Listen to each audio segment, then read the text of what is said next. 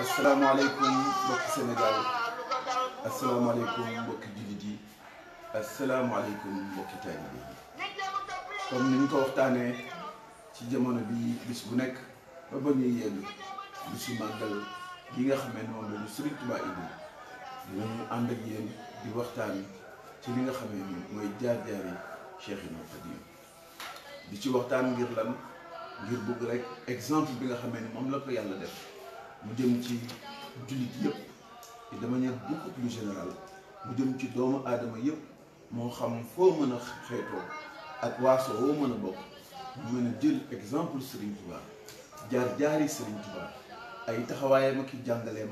mu mën a doon loo xamee ni bu habité comportement doomu aadama bi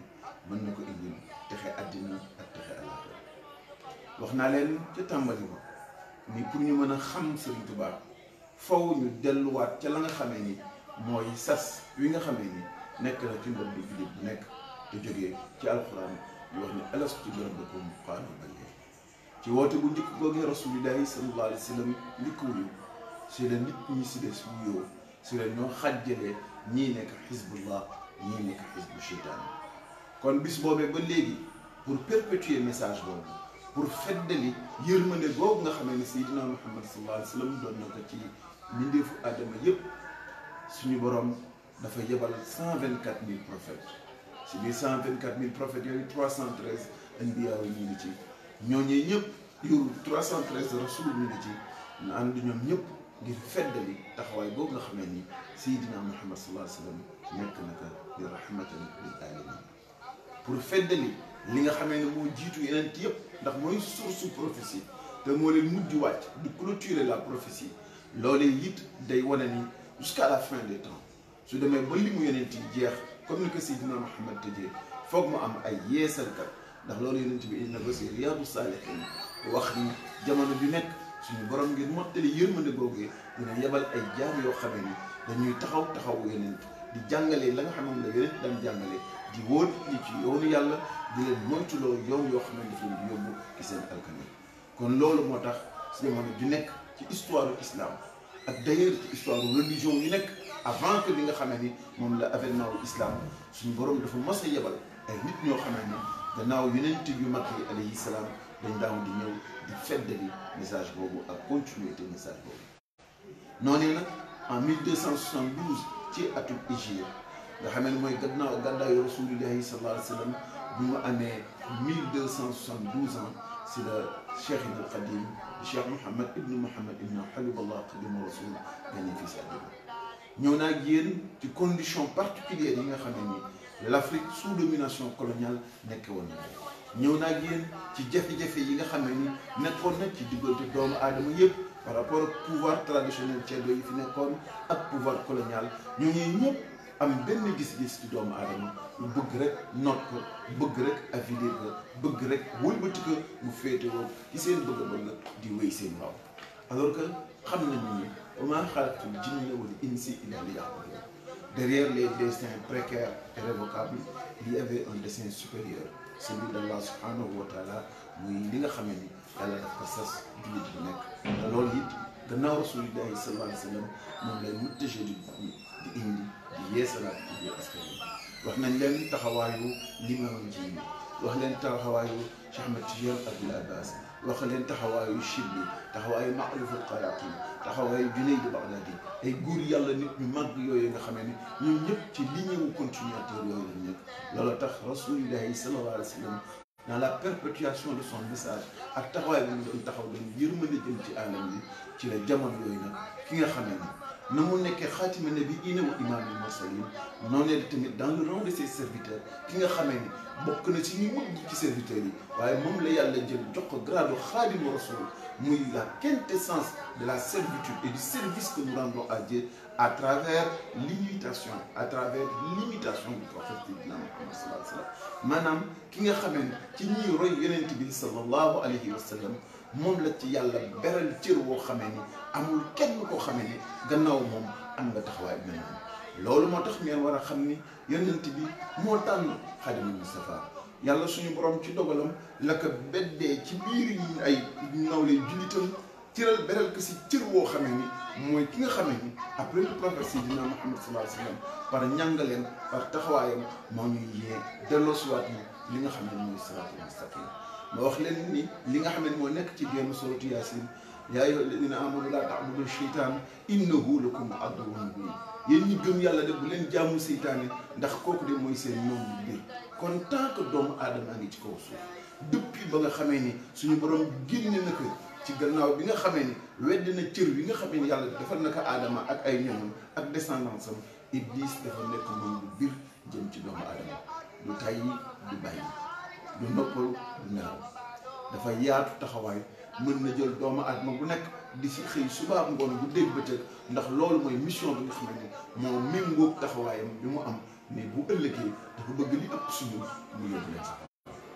ñëw naa ak yéen ci condition yi Serigne Touba ñëwee àdduna ñëw naa ak yéen ci condition yi Serigne Touba màggee ñëw naa ak yéen ci rupture yu mag yi nga xam ne def na ko digganteem ak buur yi def ko digganteem ñi nga xamee ni mooy chefferie traditionnelle yi def ko digganteem repli stratégique bi mu def jóge Daaru Salaam jóge Mbàkke Bawol créé Daaru Salaam en 1886 créé Touba ni nga xamee ni moom la créé rek faqat bi ihyaa sunnati amin juste pour faire vivre la pensée et la voix de Seydina Muhammad sallallahu alayhi wa sallam loolu moo doon mandat kay ñëw naa leen si jamono yooyu déjà en 1891 tubaab bi ak nit ñu bon yi song nañu sëriñ yi ba fépp foo xamee ni taalibe yi nekk fa dem nañ fa tas daara yi commencé leen bunduxataal commencé leen génne commencé leen tooñ demale fekkee nii di ñëw mu doonoon mouridisme si jamono yooyu bu tara boo xamee ni ànd ak Serigne Touba rek doon na fitna goobee da nga koy laaj si Moussa Ka keroog ba teeñ tanoor woowee mag ya ca pencum Lambaay di leen wax ni di ngeen bàyyi Cheikh Bamba baana leen di loolee suñ Moussa Ka di wax ni keroog suñ Mor Maane suñu Aline Diouf ñii lekk daane ni koy da ngay kàcc folli say ndom tekki say ndomba tànk folli la moo gën a yomb lii nga wax ñoo lànk kon bañ ak taxaw ak fulla ak fayda ci cër bi ñu am suñu diggante ak Serigne Touba suñu mag yu baax yooyu yal na yàlla yokk seen leer te yokk seen taxawaay ci seen i njaboot ñu daal ñooñu ñoo feddali lii nga xam ne ni mooy lien spirituel bi dox suñu diggante ak Serigne Touba kon ñëw ci condition yoo xam ne ni Serigne Touba taxaw na ndax day lu jiitu taxawaay boobu wax naa leen ni jaar na ci yoon yu yëpp yi nga xam ne moo fi am muy yoonu Tijaan muy yoonu Xaadar yoon yi fi nekk yëpp sëriñ bi jaar na ci ba yàlla yëkkati ko ba yemale ko ca mandargaat martaba ka nga xamee ne moo sos yoon ba tàmbali na sa tàmbali ba pour wane que ni moom loo doonul taalibeem loo doon sëriñam sa tàmbaleem il a eu la modestie ni samay sëriñ mooy jiili samay sëriñ mooy Cheikh Ahmed Tidiane Aboul Abbas waaye bi muy doxee ci yoon yi di dox ci yoon yi di dox ci yoon yi ba borom yoon bi feeñu ko jox ko cëru ba nga xamee ne moom ma am yoon ba moom la am dafa wax ni yàlla yëkkati na ma nag defal ma cër boo xamee ni war naa mën a doon Xaadimu Rasuul loolu tax mu wax ni rabbun yajuzun bi tayyin qad yaqi kulla fan kama yunajji bila sayfin wa taksin suñu borom moo ko dëxënal jamono raccourci defal ko ay raccourci yu am solo defal ko synthèse yu am solo ba nga xamee ni la voie bi muy projeté muy la Mouridiyya day nekk la quintessence la synthèse de l'ensemble de l'islam confrérique de l'ensemble des voies spirituelles yi nga xamee ni amoon na fi ci àddina parce que loolu mooy continuation wu yërmande bi nga xamee ni Seydina Muhammad doon na ko ci kaw suuf kon nag ngeen xam ni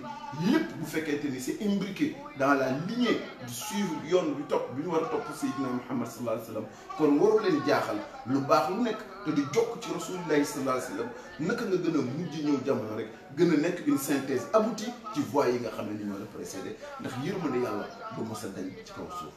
noonee la ñu war a xam ni li nga xam ne ni Serigne Touba taxaw ci biir réew mi ba loolu ñu ñëw ci nga xamee ni ñu ngi jëm ci 10 août 1895 yàlla jóg na am na yéene ngir Serigne Touba taxaw am na yéene ngir Serigne Touba doon jawriñu rasulillahi sallallahu alayhi wa sallam schéma boobu foog mu am sabab ci kaw suuf sabab ci kaw suuf boobu mooy li nga xam ne ni dugal na ragal ci xolu tubaab bi dugal na tiitaange ci nga xam ne ñoo yore ñooy Serigne si fi nekkoon ak buur yi fi nekkoon ñëpp si ngi Serigne Touba ku nekk xool jëm ci Serigne Touba ku nekk amul kañaan amul xeex amul soxor boo xam ne da nga ko am jëm ci Serigne Touba mais loolu alibi la moyen la jumtukaay la pour Serigne bi mën a doon li nga xam ne moom la nekk di ki nga xam ne mooy jawriñu rasulillahi sallallahu alayhi wa sallam taxawaay boobu nag moo ñu yóbbu nag ba ñu mën a yegg si le 10 août 1895 nga xam ne tubaab bi yebal na ay pays ñu fekk Serigne Touba sa jéewal arrêté ko yóbbu ko Ndar mu doon li nga xam ne le 5 septembre 1895 moo consacré le procès le plus injuste, le procès le plus cynique, le procès le plus absurde maanaam atte gi nga xamee ni si tool bu wér la taxaw atte goo xamee ne atte gu ñaaw la atte bu tegul fenn ndax genn jaamu yàlla moo jóg ni man di àddina soxlawuma ci dara te tout le pouvoir du pouvoir colonial reposait sur la quête de la domination de ce bambou. Serigne Touba ni jawastu naas wa maa fi aydi naas bàyyi naa nit ñi ak li nekk seen loxo. Comment pouvons-nous comprendre nan la ñu mën a comprendre kii nga xamee ni li mu bëgg moom bëgg ko li tubaab bi di yóotu muy dominer nit ñi loolu itteelu ko li ko itteel mooy sowe jaam yi li ko itteel mooy tabax ruu yi li ko itteel mooy jox nit ñi ay makaarimal axlaaq. Comment se fait-il que ñoom ñaar mën a daje ba tubaab bi jàpp Serigne Touba comme étant un des plus redoutables adversaires bi nga xam ne am na loolu expliqué naa leen ko keroog parce que l'argument principal de Serigne Touba mooy argument wu xam-xam ak ragal yàlla te ñaar yooyu saa yu tàbbee ci di jàng day doon les causes évidentes de sa libération. nit kooku kenn mënu koo noot nit kooku kenn mënu koo dugal si lu ñaaw nit kooku kenn mënu koo jaamaloo keneen ku dul boromam te lépp lu ngeen fi gis si xeetu domination ak acceptation ou domination ak servitude ya mu àndal c'est yëpp ci de manière directe et indirecte ay xeetu weddi sa borom la ndax mooy déplacer la puissance de Dieu ci loxo ñeneen ñoo xam ne ñu nekk ci 18 1895 5 septembre 1895 ñu indi ko taxawal ka ci bureau borom Ndar fii ci Ndar nga xamee ni muy acte boobu nga xamee ni mooy li nga xamee moom la si Moussa Ka di wax ni dogante dem gi wala fi na savaan kon bi daay ñëpp dañu niiraan. Serigne Touba a choisi nag de célébrer le jour de son départ bis bi gën a jafe bis bi gën a tar bi tax mu naan xusuur yi xalat wala lu ani tafarqat bis bi nga xamee ni nit ñi àddina daw na wuti ñeneen ñi bis bi nga xamee ni il était seul dans sa maison bis bi nga xamee ni il était seul dans son combat bis bi nga xamee ni la grande injustice la injustice manifeste bi nga xamee ni doomu aadama am na xarañ ak caay-caayu mën ko teg jaam mu nawleem gis boobu jël nañ ko teg ko ci kaw Serigne Touba. Un nègre colonisé a été arraché de sa terre natale ñu ñoddi ko fi nga xamee ni mooy terroiram génn ko ci ay daaraam fas yéene ko toroxal ngir lan bugguñu ce message de liberté, ce souffle spirituel nouveau, ce regain de vitalité bi nga xamee ni l'homme noir, l'homme tout simplement dans son humanité intégrale daf koy recouvrer à travers l'exaltation ci li nga xamee ni mooy ashhadu an la ilaha illa allah wa ashhadu anna muhammadan rasulullah. Donc loolu mooy piédestal fondement wu combat bi nga xamee ni moom la Serigne Touba jëpp taxawal tubaab bi 5 septembre 1895 mu taxaw fas yéene ko génn réew mi. Les objets les motivations étaient très simples bugguñu woon def Serigne Touba martyr bugguñu woon ñu ne fetal nañ ko wala rey nañ ko daane li ñu doon jublu mooy effacer de la mémoire des gens le message de Serigne Touba, extraire que de son environnement naturel pour yóbbu ko sànq que fa nga xamee ni climat équatorial fa nga xamee ni condition de vie fa nga xamee ni jafe-jafe ya nga xamee ni ñoo fa nekk méngoowul ak situation boo xamee ni ab sahélien daf koy dund ngir lan ngir sànq ba Touba. moo tax ñu wax sa inna ibadi laysa ka alayhim sultaan man ayasa min allahu inda jeewali iblisa isnadaytu bi yawmi nafa li xayrullah wa qablu fi ndari bi ahli badri min usuli kabiri nafa li xayrullah fi ndakaaru kulla adam li jarrahu makaaru allamani rahmanu fi safina bi anna li qadimu zilmadina. kon dox boogee muy dox jaar-jaar boogee muy jaar-jaar pour sauver jaam yi mel na mën ak yéen pour sauver ñi nga xamee ni seen jaam yàlla matul ñi nga xamee ne amuñu ay référence ñi nga xamee ne seytaane gaaw na fukk leen ñi nga xamee ne bu jafe-jafe dëkkee ñu woyof loolu moo taxoon mu assumer ce combat universel, ce combat à la dimension du combat de Seydina Muhammad sallallahu alayhi wa sallam parce que ku nekk koo wuutu rek na mu taxawee woon moom ngay taxawee. Seydina Muhammad sallallahu alayhi wa sallam daf fi nekk pour toute la communauté humaine. Par conséquent képp koo xamee ni jëwriñ nga bëgg sa taxawaay ak sa message c'est un message naturellement universel et à dimension multiculturelle et multiraciale. looloo tax dof rek mooy jàpp ni xeexub Serigne Touba gii mu doon xeex pour delloo si ngëm yàlla pour delloo si nangu gu ñu war a nangu ni yonent bi sallallahu alayhi wa sallam mooy suñu yonent que moom la yàlla yebal suñu. Ce n'est pas le combat d'un Africain tout court, ce n'est pas le combat d'un Sénégalais tout court, ce n'est pas le combat d'une famille encore moins, c'est plus que cela. Lu gën a rëy la loolu du xeexu benn borom kër déedéet, du xeexu benn borom njabar déedéet, du xeexu benn borom xeet déedéet, du xeetu doo benn borom continent xeexu àddina yépp la. Ndax la mu yóbbu ba mu koy dem di ko indi bi mu ñëwee lii ñépp ci jàng. Il est sorti seul, victime de l'injustice, de la calomnie, de l'hypocrisie et de la mesquinerie. Nit ñi amoon nañu dessein ngir dinañ ko faagaagal waaye xamuñu woon ni yàlla wax na ci alxuraan ni wa makaru wallahu xayrul maakirin. Yéen a ngi pexe waaye xam leen ni man yàlla maa leen gën mën pexe. Yéen a ngi dox pour jéem a sànq sama jàmm xamul leen ni yoon gii ma ko jëlal muy dem yoon googu laa koy yëkkati di ko jox. Moo tax mu ne allamani rahmaanu fii safina bi annani qadimu zimmadina. bi mu yëkkatee tànkam tekk ci gaal gi moo gaal gi nga xamee ne fii ci waaxu Ndakaaru moo ko fas yéene yóbbu ca gobom bu sore googee ca gobom bu sore ñoñam yooyee sa gobom googu nga xamee ni xamul ña fa nekk ñan lañu amul ak ñoom benn accointance culturelle bokkuñu ak ñoom clivage amuñu ay coïncidence spirituelle gabon googee Serigne Touba ba mu fay dem dafa xam ni suñu borom daf ko yëgal ni bi mu yëkkatee tànkam yu sell yooyu tekk ci kaw gaal gi su la ko borom bi nangul ne que allamani rahmaanu fii safina bi annani qadimu zimmadina. bi mu yëkkatee tànkam tekk ci kaw gaal gi ci la ko borom nangul ne que bis na ko tey de Ahmadou yow de yaay ki nga xamee ni yaay jëwriñu Seydina Muhammad sallallahu alayhi wa sallam. moo tax muy wax ci xasida ga ni baana li kulli man lahu maqulu anna wasilati huwa rasul. wér na ci képp koo xamee ni am nga yëg-yëg ci képp koo xamee ni leeru yàlla ni nekk ci yow ni man day sama wasila sama sëriñ ki nga xam ne moom lay jëriñu mooy Seydina Muhammad sallallahu alayhi wa sallam. Sëriñ Tuubaa toute sa vie nekk amour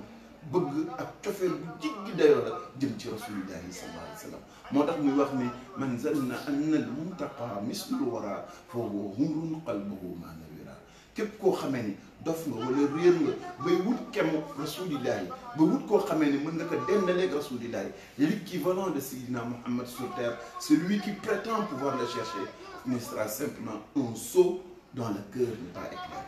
xool leen dimension amour boobu, dimension proximité boobu, dimension jaamu yàlla boobu nga xam ni c'est l'être totalement en phase avec l'essence de son existence. nit ki nga xam ne ni dafa jubóog boromam ci li boromam bëgg jaamam di ko def muy jaamu yàlla par-dessus tout et envers tout. jaamu yàlla boo xam ne ni doo ko booleeg lenn doo ko jaawaleeg lenn. lii mooy message yu Serigne Touba li nga xam ne moo tax mu génn réew mi li nga xam ne moo tax mu dem reyanteel ñu defal ñu coono woykat ba di ko wax naan que moo nooyal bool yi niilal moo nooyal lal yi niinal bool yi te tibbul tëddul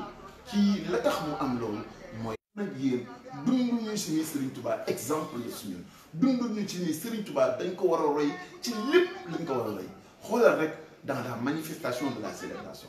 célébré wul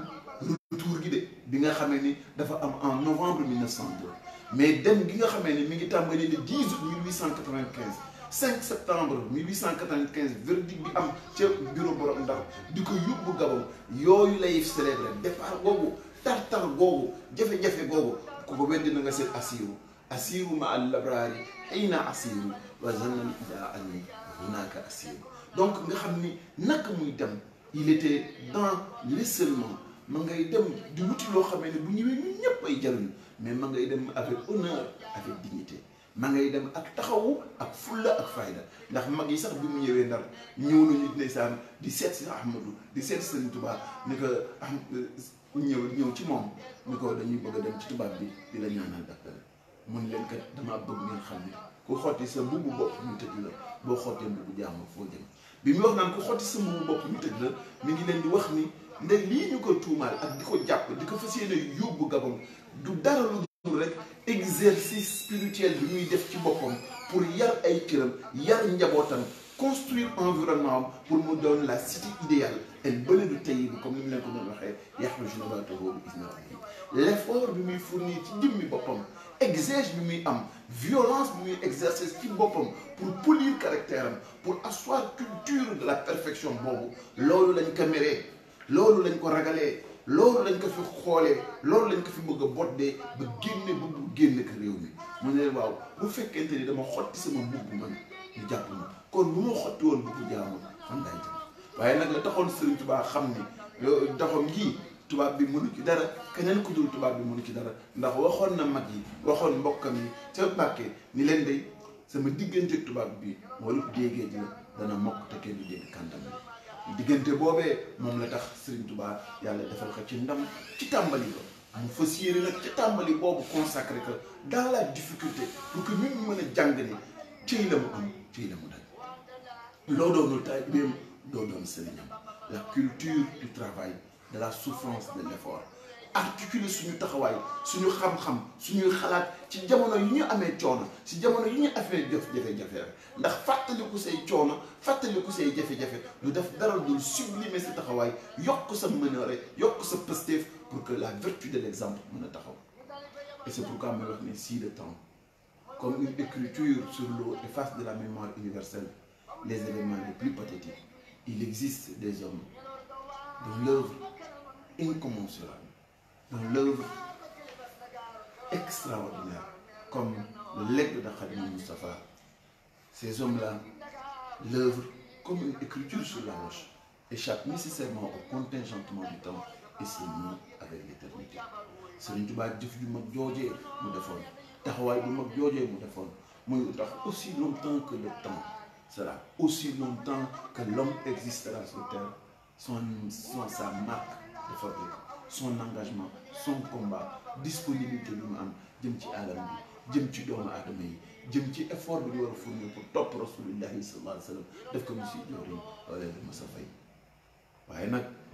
yoon ba metti woon na jafe-jafe na bare woon na tar-tar bare woon na ay pakk ndax ku ko weddi na nga dem ci xasida Sëñ Musaa Ka nga xool ka da nga xamee ni Sëñ Tuubaa dem na ni sax ba mu ma ni jël tar na diggante Ndar Ndakaaru googu tar na ba ma bëgg fa tal jaar waaye rasulillahi sallallahu alayhi wa sallam moom ñëw ci moom ni ko Ahmadu loolee du sa cër kon si ma delluwaat sa Cheikh Ablaye Dieye di ko ñaan ci gës bu ñu tàllaxiin di way bu am solo boo xam ne daf ko way si di taarix yoonu Sëriñ Tuubaa ci géej gi